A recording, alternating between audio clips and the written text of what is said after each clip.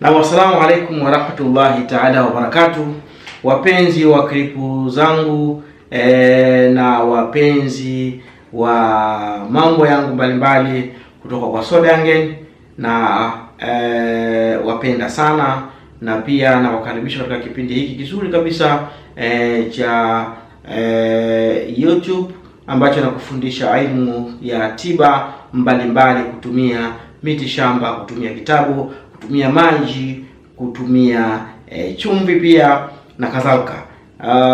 Usisahau kusubscribe kama wewe ni mgeni katika channel hii, ili uendelee kupata masomo kutoka kwa Sodangen, na Mwenyezi Mungu akubariki.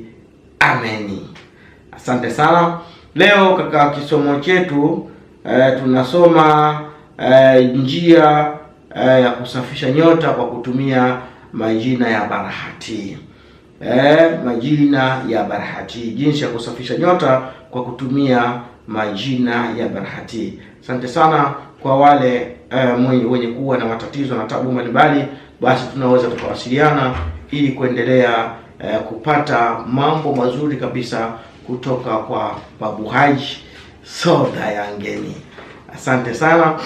Na pia vile vile kwa wale wenye kuwa na matatizo ya mapepo, mashetani na kadhalika, basi mnaweza mkafika pale Buguruni Marapa.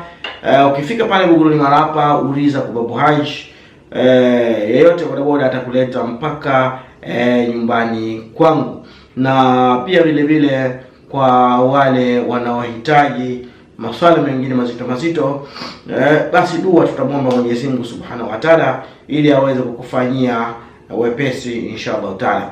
Leo tuna jinsi ya kusafisha nyota kwa kutumia barahati. Kwa kutumia barahati, anasema kwamba andika jina la kwanza hadi la 4. Ina maana jina la kwanza unaliandika jina la kwanza, la pili, la tatu na la 4 katika sahani nyeupe, kisha uisomee sahani hiyo majina yote mara 7. Usome majina yote mara 7. Yani andika hiyo barahati, kariri, tatiri, torani, barahati, kariri, tatiri, torani. Andika mara 2. Andika mara 2 mara 7. Sawa, 2 mara 7.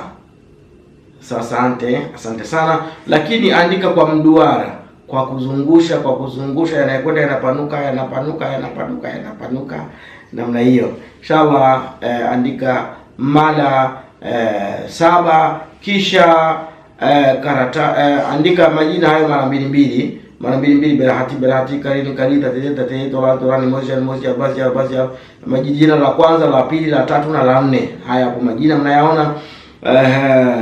Kwa hiyo katika hayo majina 4 utayasomea barahati yote nzima, 1 mpaka 29 yote. Basi ukishamaliza kusoma 28, ukishamaliza kusoma mara 7, kisha ifute sahani hiyo maji kwa kutumia maji ya marashi katika chupa. Yani ukishamaliza kufuta, tia katika chupa tayari. Hapo kombe lako liko mzuri kabisa. Tumia kombe hili kwa kujipakaza, au kama ni biashara, basi mwaga katika biashara yako, mambo yatakwenda vizuri kabisa. Asante kwa kunisikiliza. Hiyo ilikuwa ni barahati katika kusafisha nyota. Tumia kujisafisha wewe mwenyewe, lakini maji yake safisha na maji, kisha tia maji ya marashi ndani yake. Basi tumia kombe lako kwa muda wa siku 7. Inshallah Mwenyezi Mungu atakufanyia wepesi, kila jambo litakwenda uzuri kabisa. Wa hadha, assalamu alaikum wa rahmatullahi taala wa barakatuh. Wabeja sana.